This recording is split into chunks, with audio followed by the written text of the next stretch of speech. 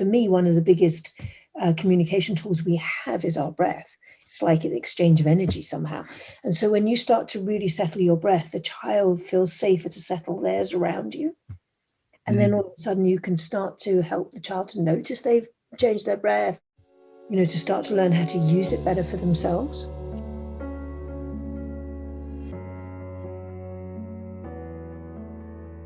So I was at a breathwork event recently, and somebody asked me something that I get asked all of the time, which is, how do you use drawing and breathing with kids? And how do you use all of these yogic and mindful practices with kids? And the honest answer is that I don't. It's an area that I really know nothing about, and it's also a very specialist area that the people who do know about really take their time to learn.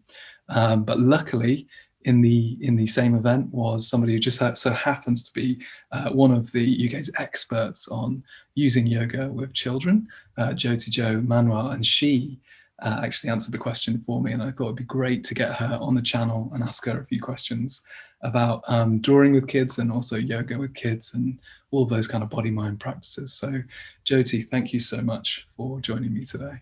Oh, thank you for inviting me. It's lovely to be here. We could start with a question that I'm burning to ask, which is, how do you use drawing and breathing with kids? So I've used drawing and breathing with kids in many, many, many, many ways. So first of all, I think breath work is key to all of it. Every aspect of our kind of self-regulation and our emotional regulation, and I think that's probably the key pathway that you want to get everybody, but particularly kids, into, and giving them tools to learn how to regulate themselves. And your breath is going to be key to that. But there's lots of different pathways, of course, to the breath. So, so sort of in terms of drawing, we've used drawing in all sorts of ways. So, whereas mindfulness can be a very talky practice, like, well, what do you feel? What do you experience? Talk about it. I think that for a lot of children, they can't necessarily identify or put language to those experiences, but they can create shapes, colors, and lots of play therapy anyway is based on making shapes out of sand, coloring things, drawing experiences as opposed to speaking experiences. And the drawings then inform usually the therapist or the practitioner what actually is going on for the child, and the child can then be guided accordingly, to support their journey with it. So we've used it in different ways. I used to do meditations with kids, where we gave everybody a blank piece of paper and some colors, and just said to them, okay, so lay down for a little while and just feel the ground underneath you and just feel your breath, and then you could visualize some clouds, for example. Notice how feel your heart's feeling today. So is your heart feeling floaty? Is it feeling small? Is it feeling big? Is it feeling happy? Is it feeling sad? All of those things. And then maybe draw a shape that goes with what you're feeling. Maybe it's got a color, maybe it's got, different form. I mean, lots of colors. It might have one color. It might, or it might be clouds, or it might be rainbows. So then you get the kids just to kind of try and draw. And what you want to try and make sure you do, especially if you're in a group, is that for the kids who are less confident, is what will happen is they'll look at the person next to them and try and replicate what they've done, as opposed to come up with their own. So you kind of want to, set the kids around a room where they can really, feel, and also have guided them where you don't have to be a good drawing. You don't have to be a good artist. It's just, it might be you have just this beautiful shape that might look very weird, but it's still your shape, So you're really honoring whatever it is that arises from the child with that. And then we did things like spiral breathing. So we got children to kind of literally take I've got a pencil here, and literally breathe as you expanded and slowed your breath down into bigger circles, so you ended up with a spiral. And then we could spiral back down. If they wanted to, they could spiral back in again, So, and that really helped slow the breath down. I really noticed that. And then we've done things like, gotten a big piece of, wallpaper, and got, you draw around the shape of the child, and then for birthday parties and things, you might want to just they might want to just do little pictures or colors on different parts of the child's body as a gift for their birthday. If you were we used to do lots of yoga birthday parties and things like that. And then also we got the children to express how they felt, where they felt uncomfortable or where they felt happy, or what colors or what parts of their body they might experience things in. So, there was lots of different pathways to using drawing, particularly. I mean, creativity comes in lots of different forms, obviously. But it's almost like the right brain experience of all the feelings. You're actually keeping them in how they express it as well, by not going straight to the verbal. That's really interesting. Yeah. And so what ages would you be using that with? Well, we've used one of the things we've done in nursery schools, and we've taught actually, is we do a lot of training programs. So we taught nursery school teachers to, how little kids, I've got a tummy ache, and, there's lots of kind of emotional discomforts that arise in the body, usually often in the belly, but not always. And sometimes the headaches and things as well. And for little beings, from like 2, 3, even that, and they definitely can't express verbally their experience. So we got a lot of them to just sort of start to put little maps down on the body, just little colors and stickers and, drawings about where they felt things. And that was really helpful for the teachers, because it meant that the teaching staff then could kind of look to see where the child was experiencing things and how they were experiencing things, so they could support them better. Mm-hmm. Yeah. And not negate the kids either by saying, oh no, you just got a tummy ache, it'll go away. But actually they have a tummy ache, so we need to work with it, as opposed to just say, oh, it'll go away, don't worry about it, kind of thing. Yeah. So could you tell me a little bit about Special Yoga, your organization? Well, Special Yoga came out of, I started sharing yoga with kids in the late 80s, actually. And what I found in those days was that I was taken into a couple of schools where were in very deprived parts of London, where there were a lot of kids who today would be diagnosed with ADHD and perhaps on the autistic spectrum, who were very bouncy, or they may have even had trauma as well, I would venture a guess, from the backgrounds that they may have come from. And I kind of watched all these kids kind of chewing pencils and like wanting to get out their bodies and not really be here. And I thought, oh, well, that was me. I know that feeling, because I lived very much not wanting to be present in my body, because it was difficult, because I'd had quite a lot of trauma myself. So that's really where I started. And then children with disabilities started to arrive, and I realized that actually I had a kind of almost like a soul's calling to go and work with children with a variety of different differently abled bodies. I don't like the word disabled, differently abled bodies. And from there, Special Yoga arose, really. So I opened a yoga center in London in, I think it was about 2003, having worked at home for some period of time. And that was getting a little bit overwhelming. And of course, some of the kids couldn't get up the stairs. And, it was a slight invasion into my home as well. And my second daughter had arrived by then. And so it just wasn't working. And also, I couldn't facilitate the amount of kids that were coming my way. And I was also of the view that yoga was too expensive and it was too middle class, and I wanted it available to everybody. And so I set it up as a charity with the idea that we could, with this mad idea actually, that we could offer it to everybody for nothing, which of course wasn't possible at all. But it became a centre that was a very nurturing, holding place for families of children with special needs. As well as mainstream kids and, neurotypical kids, and everybody was there together. And there was a very much of an inclusivity, and, we did lots of stuff with families and, whether you had a child with additional needs or not, and just, learning how to be together in a more holistic, useful way. That was really how it started. And then people from different parts of the world would come on courses with us. And so then I was invited in varying parts of the world. So we've got programs running in, I don't know, lots of parts of the world, from kind of Eastern Europe to Australia, Asia, South America. Wow. And they're using these techniques that you kind of developed through experience there. Yeah. And I continue to learn. I think the children are an amazing, I think what's so gorgeous about children is that, and irrespective of how able-bodied or not they may be, or neurologically differently programmed they are, is they all have a like this bright light that shines, you know, and they're all amazing beings. And so that's the piece of them that I always kind of see first. And so I'm not never looking at what they can't do. I'm always looking at what they can do. And then they feel empowered, and then you get all these sorts of amazing learnings from them, you know, of different ways of doing, moving, being, practicing things. So you might show them one way and then they'll do it in another completely different way, you know, and then all of a sudden think, oh, that's interesting, you know.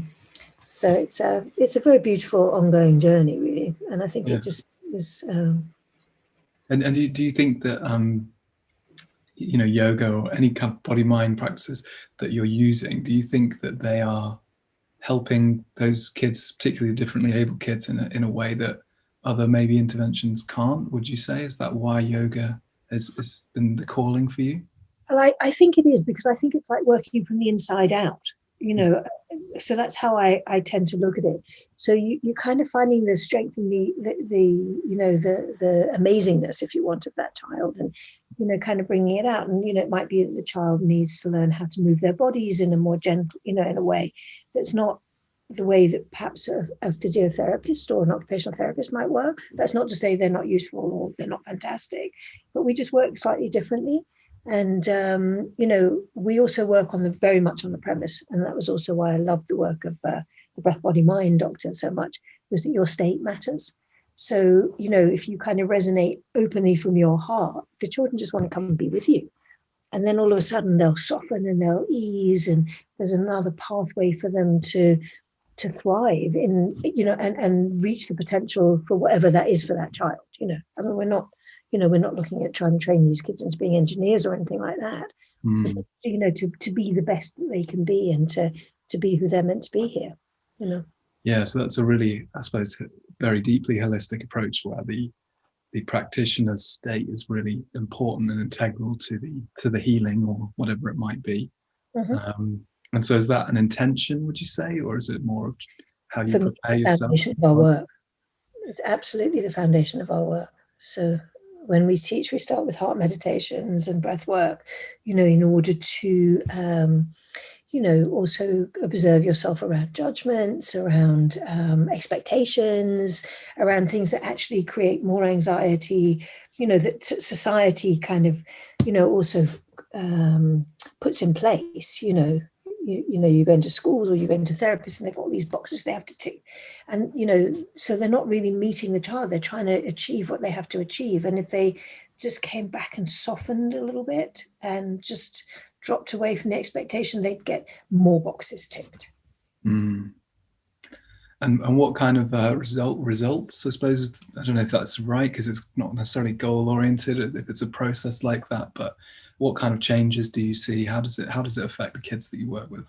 Well, I think it's different to, you know, obviously different to different children, but certainly what we see is better regulation, more openness in body, spirit, mind. Emotionally, they definitely regulate more, they sleep better. And you kind of have a sense that they just feel happier, which really is really what the only thing that we really want for any child anyway, you know. And something that's really hard to measure if you're trying to do it from a list, I suppose, as well. Yeah. But, you know, I also think that when you are in the most relaxed state possible, then whatever's your brain and your whole being is at its most receptive to be able to do whatever's being asked, you know, to reach whatever potential is possible for you. So we have had kids speaking, walking, you know, moving differently, regulating better, able to manage themselves in different circumstances. You know, I mean, it's very wide. Yeah. And so when you mentioned there the inclusion of the parents in that process, or the other family members, how does that work? Are they just there with the kid in the room, or are they involved in some way in doing the yoga? Sometimes, I mean, if the parent wants to be involved, then we definitely invite them in, because I just think that, you know, I'd rather that the parent learn some tools that they can do with their own kids. You know, that can be given every day. I mean, yoga for me isn't what you do on a mat, it's how you live and how you be. So if you can start to integrate the practices into your day-to-day life, which doesn't need a yoga mat, doesn't need your shoes and socks off necessarily, or any of that, but it just becomes a state of being. So you can do different breath work, or, you know, gentle movement, or whatever it is that's needed, or some massage points, because we use quite a lot of different massage points, or some sound work, or whatever. At any given moment in the day, you can kind of flow through the day easier. So I like working with parents very much, having them around. And sometimes the parents, you know, when we used to have the center, would come and that was their respite time, because it's, you know, it's very hard work for a lot of the parents raising and work, you know, having these kids, because they have to fight for every, you know, for all their needs to be met, you know, and it's very exhausting. And you know, and there's a lot of fear around it. What's happened when I'm not? What's going to happen to my child when I'm not here anymore? And all sorts of things arise for, you know, parents. So sometimes they just need to rest.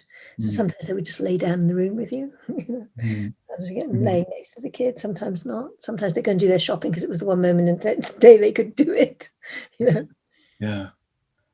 And so, are you do you train other people in how to do this? Is this something? Yeah. We have a whole. I mean, special yoga is a training school, effectively. So we have practitioner support, but you know that it's also a training school. So we're now fully online.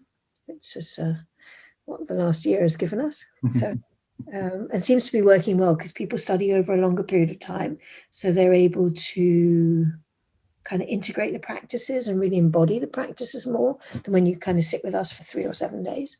And everybody's, oh, it's so wonderful, you know, and a week later you're not practicing anymore. Whereas if you study over 3 or 4 months, you can create habits in your day-to-day existence that change a longer term, I think, are better for your longer term, both your emotional, physical and physiological and spiritual health, as well as the, you know, the for the kids that you're working with.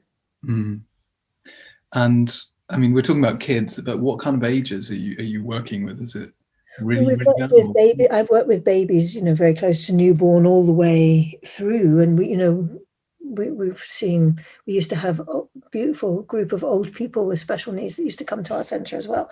So we also have an adults with special needs course as well. You know?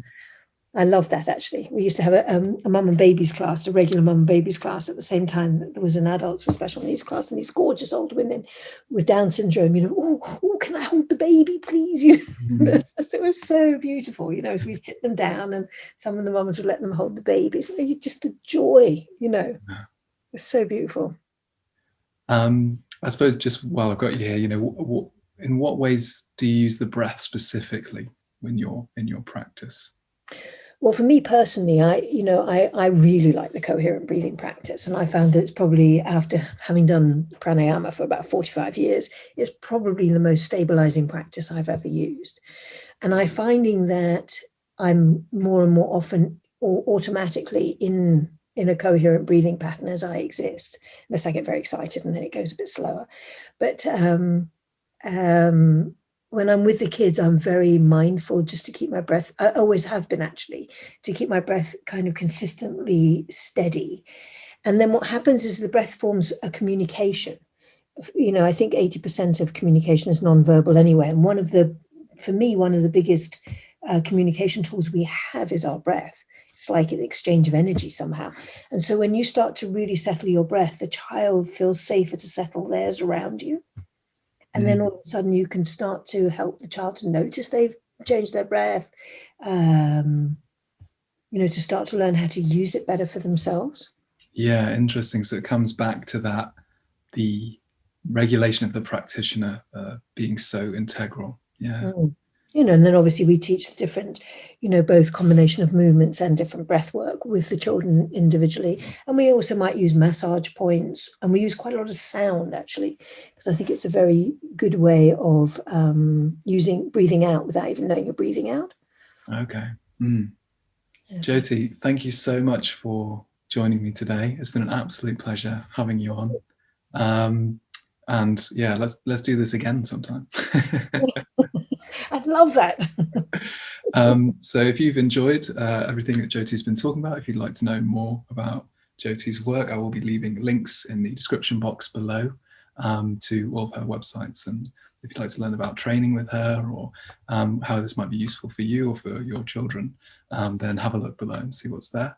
If you've enjoyed this video, please do give it a like and consider subscribing to the channel. And of course, if it's relevant to anyone you know, then feel free to share it with them. And thanks very much. I'll see you next time.